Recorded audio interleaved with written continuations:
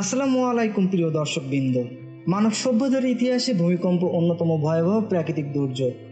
মুহূর্তের মধ্যে এটি শহর, জনপদ ও হাজারো প্রাণকে নিশ্চিহ্ন করে দিতে পারে। ইসলামী দৃষ্টিকোণ থেকে ভূমিকম্প কেবল প্রাকৃতিক দুর্যোগ নয়, বরং এটি আল্লাহর পক্ষ থেকে সতর্কবার্তা, শাস্তি কিংবা পরীক্ষাও হতে পারে। বিশেষত কিয়ামতের আলামত হিসেবে ভূমিকম্প একটি গুরুত্বপূর্ণ ভূমিকা রাখবে।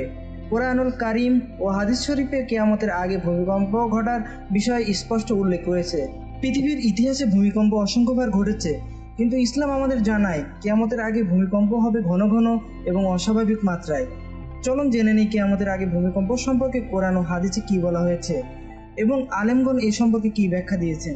মুসলিম শরীফের বর্ণনা অনুযায়ী কিয়ামতের আগে 3টি বড় ভূমিকম্প হবে, যার প্রথমটি হবে পূর্ব দিক থেকে, দ্বিতীয়টি হবে পশ্চিম দিক থেকে এবং তৃতীয়টি হবে আরব উপদ্বীপ থেকে।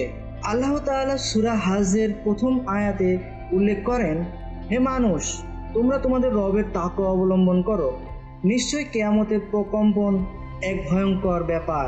সূরা আজ-জুমার 68 নম্বর আয়াতে আল্লাহ তাআলা বলেন, এবং সিংহায় ফুঁক দেওয়া হবে, ফলে যাদেরকে আল্লাহ ইচ্ছা করেন তারা ছাড়া আকাশমণ্ডলী ও জমিনের সবাই মূর্ছিত হয়ে পড়বে। তারপর আবার সিংহায় ফুঁক দেওয়া হবে, তৎক্ষণাৎ তারা দাঁড়িয়ে তাকাতে থাকবে। এই আয়াত থেকে স্পষ্ট বুঝতে পারি যে কিয়ামতের 2টি পর্যায় রয়েছে। এক, ইসরাফিল কর্তৃক প্রথমবার সিংহায় ফুঁক দেয়া। ওই ফুঁক দেওয়া মাত্র সবকিছু কম্পিত হতে হতে ধ্বংস হয়ে যাবে। সে মহাধ্বংসের কথা আল্লাহ তাআলা পবিত্র কুরআনের বিভিন্ন স্থানে উল্লেখ করেছেন। 2, ইসরাফিল কর্তৃক দ্বিতীয়বার সিংহায় ফুঁক দেয়া। ওই ফুঁক দেওয়ার সাথে সাথে সমস্ত সৃষ্টি আল্লাহর সামনে নিতে হবে। তখন হাসরের মাঠে সবাই জমায়েত হবে। সূরা আল ওয়াকিয়ার 4 থেকে 6 নম্বর আয়াতে আল্লাহ তাআলা ইরশাদ করেন, যদি তোমরা নবীদের কথা না মানো তাহলে কেমন করে রক্ষা পাবে সেদিনের বিপদ থেকে, যা বাচ্চাদেরকে বুড়ো করে দিবে এবং যার প্রচণ্ডতায় আকাশ ফেটে চৌচির হয়ে যাবে। সূরা আন-নাজিয়াতে 5 থেকে 9 নম্বর আয়াতে আল্লাহ তাআলা বলেন, যেদিন প্রকম্পনের একটি ঝটিকা একবারে নাড়িয়ে দেবে এবং এরপর আসবে দ্বিতীয় ঝাটুকা, সেদিন অন্তর কাঁপতে থাকবে এবং দৃষ্টি ভীতবিহ্বল হবে।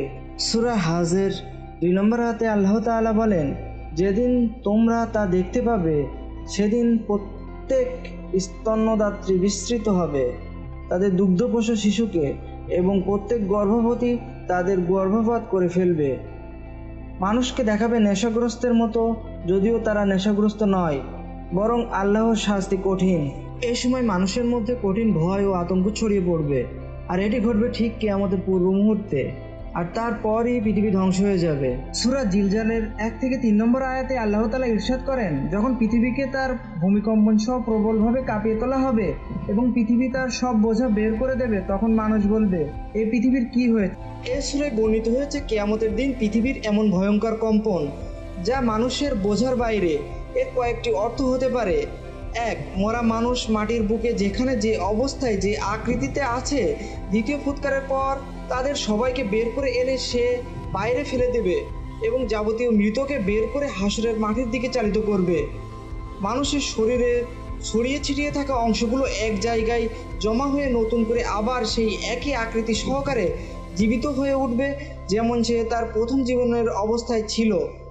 সূরা আল ইনশিকাক এর 3 ও 4 নম্বর আয়াতে আল্লাহ তাআলা ইরশাদ করেন, আর পৃথিবী যখন সম্প্রসারিত করা হবে এবং পৃথিবী তার অভ্যন্তরে যা আছে তা বাইরে নিক্ষেপ করবে ও গর্ভশূন্য হবে। এর অর্থ হচ্ছে কেবলমাত্র মরা মানুষদেরকে সে বাইরে নিক্ষেপ করে ক্ষান্ত হবে না, বরং তাদের প্রথম জীবনের সমস্ত কাজ, কথা এবং যাবতীয় আচার আচরণ, রেকর্ড ও সাক্ষ্য প্রমাণের যে স্তূপ তার গর্ভে চাপা পড়ে আছে সেগুলোকেও সে বের করে দেবে।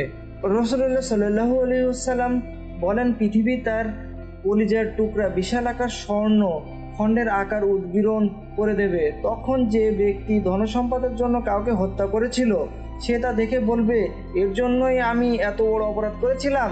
যে ব্যক্তি অর্থের কারণে আত্মীয়তার সম্পর্ক ছেদ করেছিল সে বলবে, এর জন্যই আমি এত কাণ্ড করেছিলাম।